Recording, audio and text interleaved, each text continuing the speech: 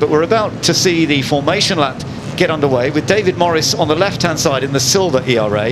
Ian Bamber is in the green Alta 61 in the middle of the front row, and Nicholas Topless in another of the ERAs, the R4A model. Then the blue and yellow car, the R5B. Isn't that one of the more famous ERAs, the R5B? Remus is the car that Pat Lindsay won the first Revival race in when we started the Revival again. So it has great history here. It really does. Lovely. Well, good to see the cars on their formation lap, and we can just get an idea of how these cars are looking and how they line up on the grid as well. So let's take a look at that. So David Morris it is on pole position, Ian Baxter alongside, and Nicholas Topless. And then amongst the ERAs you've got Padins Dowling, but then the Bugatti, that later Bugatti, which we'll talk about, Tom Dart. That was one of the last Bugattis that ever existed. That's fifth on the grid. Then Ben Fiddler, another of the ERA. Pat Blakeney-Edwards, keep an eye on him in the top Maserati. Then Michael Gans, eighth. Mark Gillies, who's won this event before, ninth. And Duncan Ricketts is in 10th place in that later ERA. Richard Bradley in the Maserati. Rob Hall in that BRM that we're seeing race for the first time here at Goodwood. First time in many years that type of car has raced here. Rob Hall is 12th on the grid. Julian Mazjoub is 13th. Then Michael Birch, Alex Simpson, Julian Wilson, Christopher Mann and Roland Wettstein. And then Ewan Sergeson and Stefan Rettenmeier in the Maseratis down towards the back of the grid. The last row, Marcus Nasius and Luke Brantz in the Talbot Lago. That's a slightly unusual one as well. But it's a real mixture of cars to look forward to, Chris. The Talbot Lago is interesting because post-war in sort of 48 to 52, it was much slower than the Alfa Romeos, but it had much better fuel consumption. So it's sort of tortoise and hare at one Grand Prix by not having to stop so often. Yeah, well, that was a good way of doing it. And there you are looking at the BRM. And yes, you can see they've taken a panel off the side there. So presumably where there was a problem yesterday, they've decided to take that panel off. The car does look immaculate. I love the exhaust pipes, those little exhaust pipes that all flick out from the front there. And the noise is painful. It actually rattles your eardrums, doesn't it? It does. It will be when it goes past here in the tower, that is for certain. The thing that concerns me always when we race something like these beautiful, slightly elderly cars, as modified as they are for the rigours of racing nowadays, is that you get over enthusiastic as a driver, and suddenly just a few more revs here, just a few more over revs on the way down through the box into some of the corners, and that just causes the odd reliability very little problem. difference between the A-Type and the B-Type ERAs. B-Type had a slightly stiffer chassis. Okay, well, we shall see how they all get on against each other. Front axle suspension on the ERAs. There is one out there that has independent front suspension, but that was very unusual at the time. The cars are now beginning to come around on towards the grid. Just Julian Mazjoub on the Alfa Romeo 308. Look, this is a lovely view of the onboard camera here.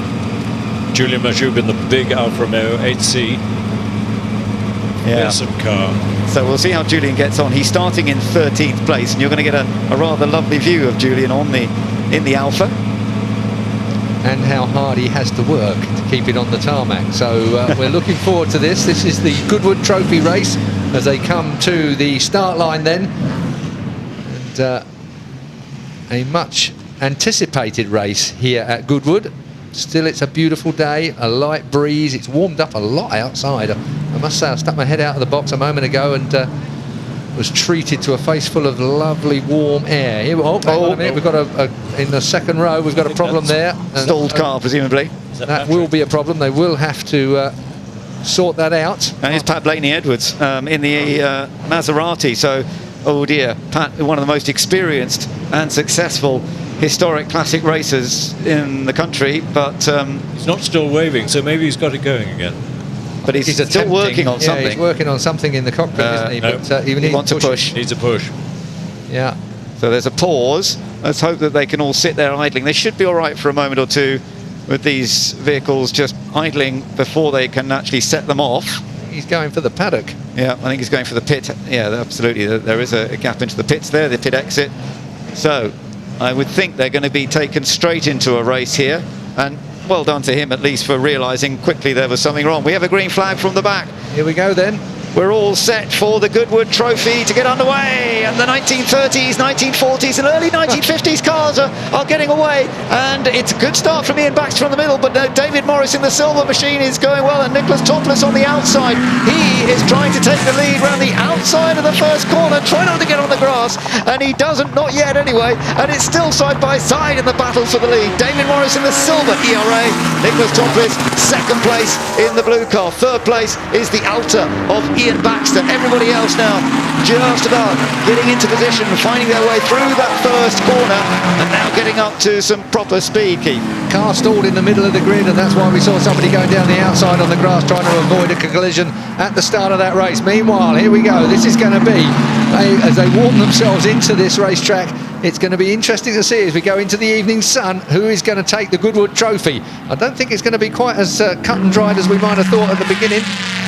Meanwhile, good little battle going on behind as well, isn't there? Mark Gillis, who's had a lot of success here over the years, the number 3 car, the green machine. He's trying to make up a bit of that ground. As our race leader, the pole man, David Morris, is still opening up a bit of an advantage at the moment. And was keeping an eye on his mirrors as well, as he does again, ducks down. That's one thing about having a driver poking his head up as high as they do in these classic cars, is that you can see exactly where he's looking and what he's doing. And he's just pacing himself at the moment with who is in second place. Chicane for the first time then. Yeah, he's got it, a nice little gap. Hopefully he can work on building up that gap further behind. It's a little bit tight. That's Mark Gillis just trying to get through there a little more cleanly. So a lead of 1.2 seconds at the end of the first lap. And the noise, especially as the BRM goes past. I think that was the one that Chris was talking about, that rattles your eardrums even without headphones on it. Almost my head imploded. Rob Hall in the BRM, by the way, has made up a few places on this opening lap. He's gone up to 8th. You can see it in the background. It's a bit smoky. It's a bit smoky, and he's looking down. There could be a concern on the BRM in the background. It had a problem in qualifying yesterday, and I just saw another puff of smoke. So I do hope it keeps running, because it's such a remarkable car to see out there. But we'll just have to wait and see whether he gets it through. There's the later ERA. But where is the BRM? It has dropped back a bit in the background. It is still there. Still there, but slowing, it looks like. The number 9 car of Morris did a 1:38.7 from a standing start. So we'll see how that improves through. There's the extra aero and the rather loud exhaust system of either side of that machine. It really, I thought the Galaxy earlier on was noisy when it came past the commentary position, but that is ear-shattering. Missing out there is Roland Wetstein in the Parnell MG. We've only got the one MG-based Voiturette car here, Chris. That's a slightly less usual car in this form of racing. Built by Reg Parnell, who we used to call the king of Goodwood in the post-war times. He was a great racer. We've still got a battle for second place though, Keith. This is getting a bit tighter now, because you can see that Baxter, who qualified second in that green Alta, he's really getting on terms. I had the feeling that this wasn't quite going to be as cut and dried as qualifying might have said. As we get to race conditions, and that looks absolutely superb. The 61 car of Baxter looks like he has got pace, and we'll wait and see if he can get in touch, but he's there or thereabouts at the moment. We've still got 16 minutes of this race. Only a 20-minute race, of course. It's quite a short race distance, so he's got to get it done. Got to work it out early. Ian often fights for the lead in vintage racing. It's a very quick car, that Alta, and it's going well nowadays. So I wouldn't be surprised if he forces his way past at least one of those ERAs, maybe Nick Topless. We'll see. He finished 5th in the Festival of Britain Trophy here last year. As you say, a very experienced racer with this car. This was built in the late 1930s, along with some of the ERAs that he's competing against that are up ahead of him at the moment. We'll still keep an eye on Rob Hall. He definitely lost a place or two on that last lap, one place I think, but he is still going in the BRM, so that's good news at least. You can see what Chris was on about there. The Alta was closing in on that longer straight down towards Woodcote here, and the third place man in our picture at the moment is looking very, very sharp indeed. David Morris in the silver ERA is stretching out a bit. That's the car his father, Martin Morris, raced for a long, long time. Okay, well, he's doing a good job. He's got a second advantage at the moment. Just seen a good lap, though, by Mark Gillis, who's actually set the pace. He is down in 4th place, but he is catching this group. 132.2 is by far and away is a second faster than any other car on the track. Chris, you've seen Mark race here a lot. He's had a lot of success over the years. Yes, he's a great ERA racer, very often wins. He's in one of the earliest ERAs, R3A, but he drives it, he pedals it beautifully. Lives in the States. We're looking at him now, the number 3 car. He's got that fastest lap, 132.2. That's quick. Yeah, it's a good lap, and he's right up there now with Baxter and Topless. Oh, he nearly wasn't. Big slide. He just about managed to control it. And just bear in mind as well how these drivers sit in their cars, no harness, no roll cage above them, yet driving at high speeds in these older cars. It takes some bravery just to be out there. It's shaping up to be a good battle between Topless, Mark Gillies and Baxter, and I think it might get even more exciting as we go through the race. Well, it is getting tight as they come down towards Woodcote Corner, and now, rather than just going on the attack, Baxter's going to have to be a little bit aware of that number 3 car right behind him, which has been lapping very quickly and has caught the battle for not just a potential podium, it's currently in 4th, but potentially a win. This next series of bends is going to be very interesting indeed, because looking in the mirrors, they're going to know what they're going to have to do. And here we go, looking for a move at Madgwick, not there, too far back, camera angle fooled me. So now then, flat out down towards Fordham.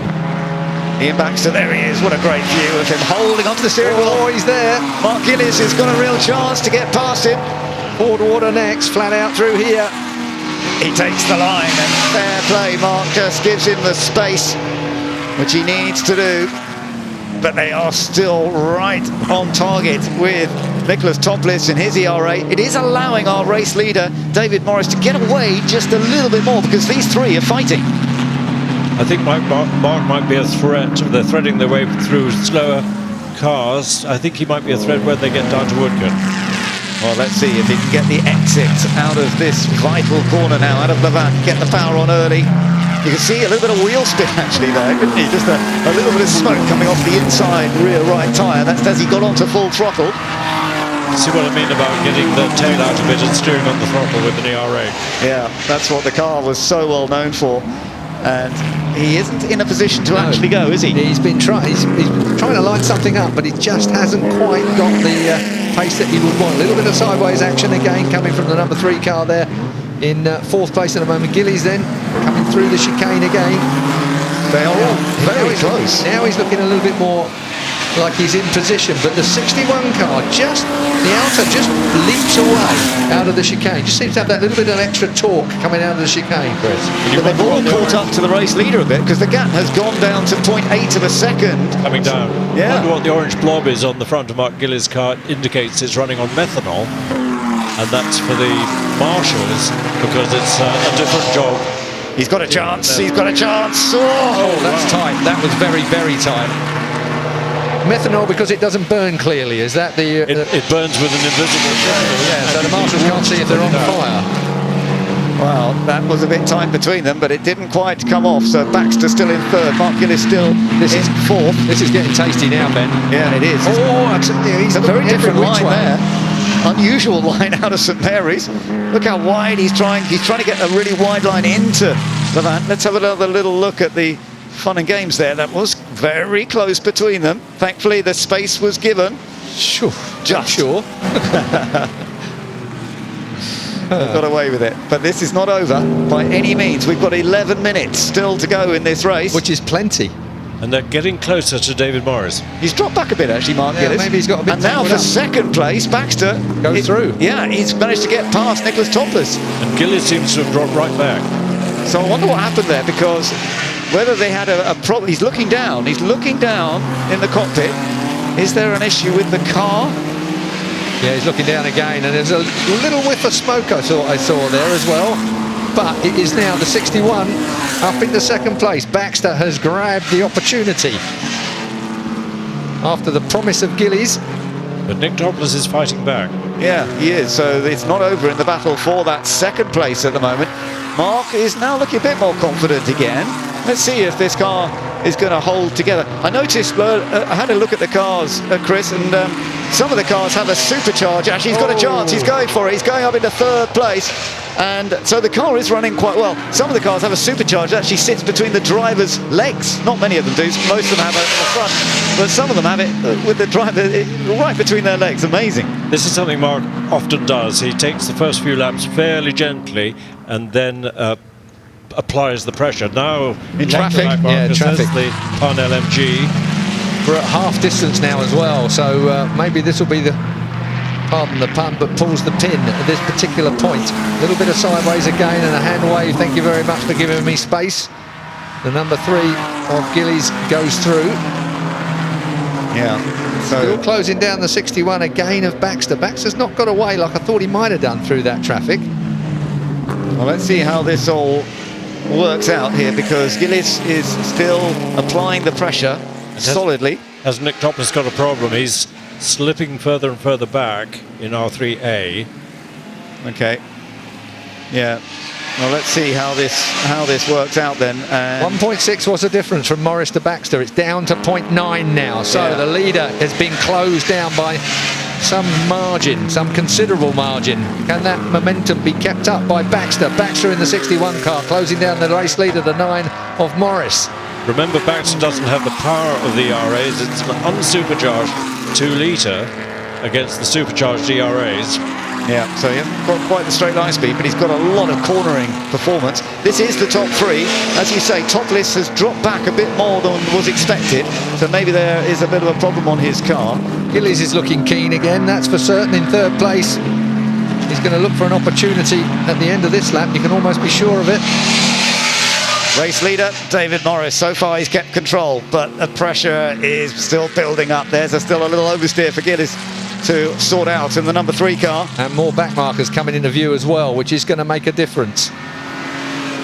Let's see whether it all holds throughout the rest of the race. We've still got most of the cars running, I'm glad to say. We've got 1 or 2 in the pits, though there are always going to be some mechanical issues for these older vehicles, but they can still entertain us, and they are right now in this fight for the lead. Look how close our top 3 cars are right now. It was about a second between first and second last time, but it's even closer now. It is. They pop past Ewan Surgerson in the red Maserati. He is very good at looking in his mirrors and keeping out of the way of the people coming. Well, he did a good job then. Sideways again, Baxter absolutely lost all the momentum coming out of the chicane. Got his foot in it a little early, perhaps, but so that might have let Morris off again. I don't know whether that meant that Mark Gillies lifted, because he also lost a bit of time. Almost made me think, I wonder if he lifted off thinking that Baxter was going to lose it in front of him. He's now caught back up to him again. And an old... Oh, he's actually got a run on him. Yeah, he's got a run for second place. We know that it's quick with the supercharger on it, and he's got underneath him. He goes to second place. Yeah, he's done it. Gillies goes to second place, but back markers are coming into view again. Yeah.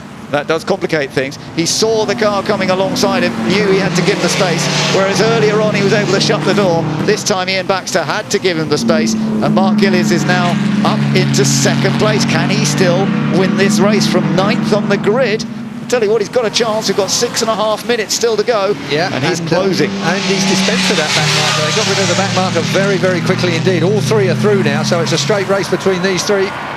There is the BRM. Glad to see it still running, despite being worried earlier that there was a little bit of smoke coming out of it. And just listen. Down in 9th place, there's still smoke coming out of it. I think David Morris was easing off a bit to preserve the car, and now he's going to stretch its legs again, I believe. Okay, we'll see. That's probably put by commentator's curse on him. But he's still leading at the moment. There is David Morris, still in control, but not by much. You'd think he'd want a bigger gap than that, wouldn't you? It's close. Oh, he's good through the chicane, though. That was neat. He pulls away a little bit through that chicane every time. He just has a very neat exit there that seems to work. Whether it's the gear ratio on that car particularly, I don't know. Could be anything, really. But he comes out of the chicane well. But as you get to the end of the straight, it's almost as if that gear ratio has run out and he's revving too much. It was 0.5 at the line, but it's certainly considerably less. And again, he gets the drive there, doesn't he? Gets up alongside. Can they make the move? He looked in. Yes, he Yep. has done it. Brilliant move. Gillies absolutely superbly judged, and a back marker to stick between them as well if he can. Mark Gillies has taken the lead of the race, having started 9th on the grid. He is now in front. What a tremendous drive it's been for him. I do wonder whether Morris had some sort of problem. He was definitely, again, glancing down into the cockpit a little bit, but the car is still running. Oh, Gillies is not out of it yet, as he's absolutely sideways as he dropped down into the compression. So Gillies trying to make good his escape from everybody behind him. It's such a physical exercise driving these cars, isn't it? As you can see, and the body not being held by a harness in a grippy race seat. The body, your core strength needs to be reasonably strong just to hang on in there as well. Perfect. Line to line, your race leader. Can David Morris get closer and Can a back marker? not far away? Yeah, we've got a back marker right where you don't want him, and that really is. Well, he saw him coming, which was a good move. Yeah, that's the big Elvis Goodwin special. So he's managed to get by the time we get to the chicane. That's not upset the top three. Let's take a look at this overtake again. He absolutely kept his foot in it and rolled up the inside. Brilliant move. That was a good move. Just a quick note, by the way, we saw Pat Blakeney-Edwards pull out at the start of the race. He did actually get going. I hadn't realised. So he's now running in 10th position, Pat Blakeney-Edwards. So he's done well, having started from the pit lane. So he's got himself halfway up the order, basically, where he is now. We have, 17, 18 cars still running. It looks like there's a lubrication bottle in the middle of the track that's been discarded. Okay, it's more likely to happen with cars of this era, having maybe the odd bit fall off. It's a bit like me then, Ben. Mark Gillies is still our race. And again, in that leader. compression, sideways every time. Impressive to watch, isn't it? But it's a great place to watch. Lovely to see so many fans down there at that part of the corner with the change there. Now let's just see. Second car, keep an eye on. Yeah, there it goes. It's just dropped out from underneath it, whatever it was. Thankfully, it has been avoided so far. Obviously not crucial. It is an oil can. Yeah, I think you're right. Plastic oil bottle. Yeah, to be added in if necessary. Is Patrick Blakeney-Edwards doing what he can to get back up? He's up to 9th. Okay, that's good. So he's gained It's a good another drive place. from pit lane after he would have had to have left pit lane after the whole grid had gone by. Well, he is a star driver. We know that. We've seen him in so many rapid performances here. Yeah, it does sound good. This isn't over yet, you know. I've got a feeling that Morris might have a bite back. He's just put in a 32.0, so he's just faster than the fastest lap. He's just put the fastest lap in of the race so far. So Morris has, with 2.5 minutes exactly to go before the flag comes out. So what have we got? A couple of laps. Oh, they hit that bottle. One of them hit. I think it was the leader who hit that bottle that was lying down, and it's flicked it onto the grass, which is perfect. Got it out of the way. The problem would have been if it had still been full of oil. I think David is fighting back in the silver ERA. Let's have another look at this. A bit of a slide here from the race leader getting up onto the curbs there. He loves it sideways. He just got a little bit of grass there as well, didn't he, as he asked for the brakes down into the chicane. Controlled it beautifully, though. Indeed. And sitting on the back of the car there, you feel every little bit of movement of the back end of the car. If you're not used to that sort of feel, it can be quite unsettling to have all that movement going on underneath you. But for these guys who are experienced racers in cars of this era, they're just thoroughly enjoying themselves. And actually, the lead there that Gillies has over Morris, still pretty tight, not much to choose.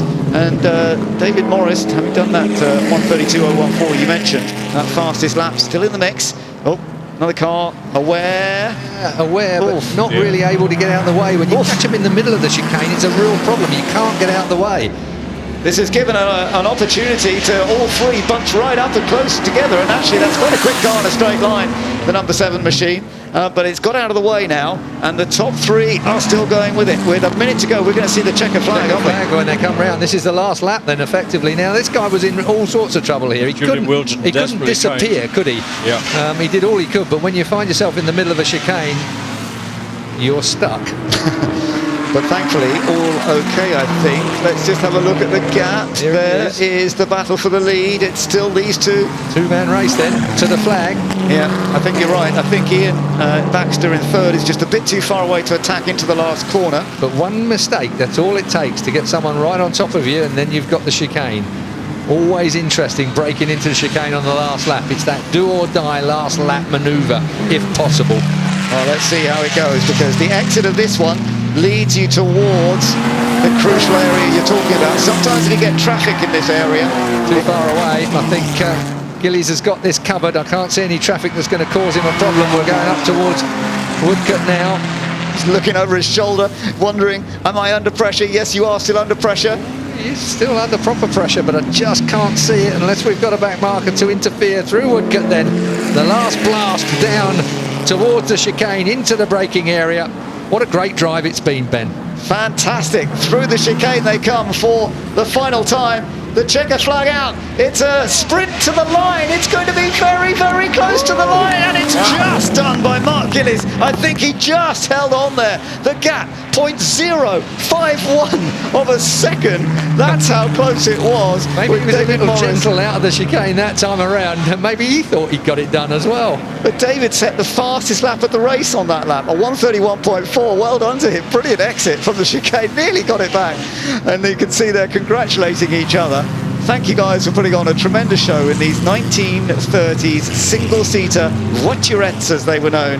As Chris was saying, it's effectively what was Formula 2. It didn't exist in those days, but that's effectively what it was. Take a look at how this worked out, because Gillies looked like, was he struggling? Was there a gear change in there somewhere that he just kind of pulled very slightly? Because I couldn't see how he could make that much of a gain, because it didn't look like he got that much of a run through the chicane at him. He was too close to have had that, but really tight at the line, at the finish.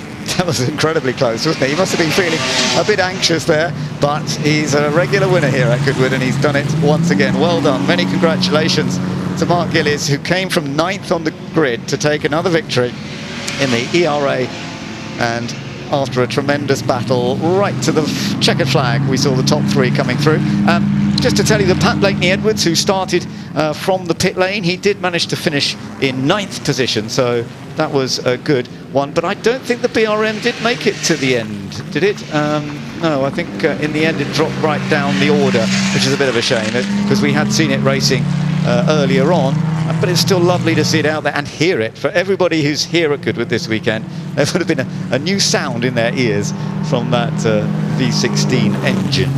So thankfully everybody got away with it, but this was on the last lap. Oh my goodness. As close as it does. It's Malcolm Ricketts, wow. Yeah, so it's snapped back the other way. Classic driving.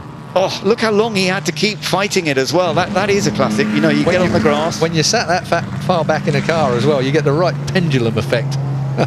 He must have been feeling it. Yeah, that was the late ERA, the E-Type, the car that Chris was telling us wasn't really particularly effective in the day. Well, I'll tell you what, he did a good job of controlling it there in that race. Good fun to watch, and well done to all those drivers who are so brave to be out there racing at this level in cars of that era. No seatbelts, no roll cages. They just get out there and do their best and put on a tremendous show. David Morris, I think the fastest lap will be like a consolation prize, I feel, at the end of that, because he might have wished he'd gone a lap earlier. Mark's still looking down in the cockpit. I wonder what's worrying him. I had the feeling that as he came out the chicane, it just looked like it hesitated at one point. Now, I have no idea. It's a pre-selected gearbox, so he chose the next gear before he got into the chicane, but maybe he didn't think it had engaged properly. Yeah, it's a good point, and maybe we'll get to find out. But the top three making their way up to the line now so they can celebrate. There'll be a little discussion, no doubt. Bit of congratulations. Chris Jewett joining us up here in the commentary position. Knowledge of these older vehicles, without being too personal, you know very, very well. They're my sort of age. But all in good condition. Of the 30s. It's lovely to see them out there. And as you say, the Alti on the right, a very rare car, but this car is raced very regularly, isn't it, by Ian? It is, and hill climbed as well. Yeah. Often wins at Vintage Prescott. Yeah, so it works very effectively. Well done to Mark Gillies, though, who has taken victory, and he fought his way from 9th place. We wonder what happened to Nick Topless, who fell Yeah. away. Where did he finish? Finished in 4th place, but yes, didn't quite work out. Let's go down and hear from our top 3 with Ed. Ian Baxter, I'm absolutely knackered watching that. It was like a touring car race. Yeah, it's a bit of a struggle. You've got to pick your spots because with no dampers, we have a certain line that we've got to stick to, and it makes for an interesting ride. But it's great, absolutely brilliant. Congratulations, a fantastic drive. Thank you. Right, let's go 2nd place, David Morris. Where are we? Here he is. David, I'm sorry to interrupt. Fastest lap of the race on the last lap, and I mean, I think it was 0.051 seconds or something. Well, it was close. I was trying to keep him honest, and yeah, it was good. Car was great. Had a little bit of slipping in top gear, but that's the way it goes. So we'll fix it for next year, hopefully. So, yeah, all great fun. Well done. Thank you. Right, and the winner, Mark Gillies. Sorry, guys, squeeze in here. Mark, I mean, to come from 9th and win, but I mean, there was so much pressure. Well, not really. We're just vintage racing at the end of the day. It's not like, Jos Capito's at the end of pit lane waiting to greet me with a contract, but that was a magic race. Really enjoyed it. I mean, I made a good start for once, and yeah, it was great. And David's just a joy to race against. He's such a gent, and he's bloody quick, so that's all you want, really. Yeah. When did you know the win was on? When I got past Ian, I think, because then he was hard to pass, but David's pretty gentlemanly, and I was going to give him room if he came lunging as well. So it was great, and thanks to Dick for letting me drive it, and James and Duncan and Phil. We had a big problem yesterday. It looked like the car was icing, and they worked tirelessly, and it was magic from the word go. So fantastic. Love the meeting. So it's a shame in circumstances, but it's still a fabulous event. Congratulations. Thank you.